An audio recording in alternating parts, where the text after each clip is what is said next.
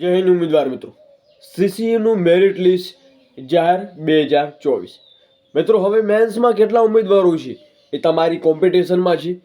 આટલા માર્ક્સ છે તો તમારું સિલેક્શન છે અહીંયા 100% કન્ફર્મ સમજવા.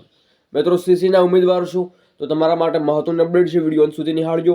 અને મિત્રો ખાસ ટેલિગ્રામ જોઈન જરૂર કરી નાખજો, કેમ કે મહત્વની અપડેટ ત્યાં મળશે. એન્ડ ચેનલને જરૂર સબસ્ક્રાઈબ કરજો, કેમ કે ત્યાં રોજબરોજની અપડેટ જોવા મળી જશે. તો વધારે વાર ના કરતાં આપણે શું અપડેટ છે, કેટલા ઉમેદવારો છે એ કોમ્પિટિશનમાં છે અને કેટલા ઉમેદવારો છે જે પરીક્ષાઓની પ્રોસેસમાં ભાગ લીધેલો છે. તો મિત્રો મહત્વની અપડેટ આપું છું. મિત્રો એના પહેલાં એક લાઇક જરૂરથી કરજો. તો તમે જોઈ રહ્યા છો તો કે 40 થી 50 જેના માર્ક્સ છે, જેના 40 થી 50 જેમના માર્ક્સ છે એવા મિત્રો ઉમેદવારો તમે જોઈ રહ્યા છો. 26% અહીંયા જોવા મળી રહ્યા છે, જેમના માર્ક્સ 40 થી 50 વચ્ચે છે.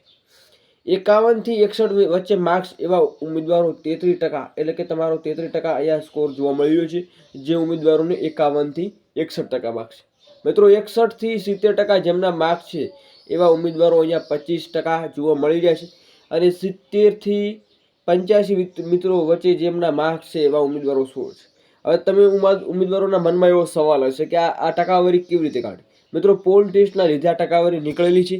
હવે વાત કરીએ તો કે મેરિટ કેટલું જઈ શકે છે, તો અહીંયા તમને મેન્શન કરેલ છે કેટેગરી અને અહીંયા કટ ઓફ લખેલું છે. તો મિત્રો જનરલ કેટેગરીના ઉમેદવારો શું, તો તમારું 55 60 જેટલું રહી શકે છે. એસસીના ઉમેદવારો છો તો તમારું 48 55 રહી શકે છે. એસટીના ઉમેદવારો છો તો અહીંયા મિત્રો 45 50 જેટલું રહી શકે છે. પછી અહીંયા એસસીબીસીના ઉમેદવારો છો તો તમારું 55 થી મિત્રો 60 સુધી રહી શકે છે. તે 58 થોડુંક વધઘટ થઈ શકે છે.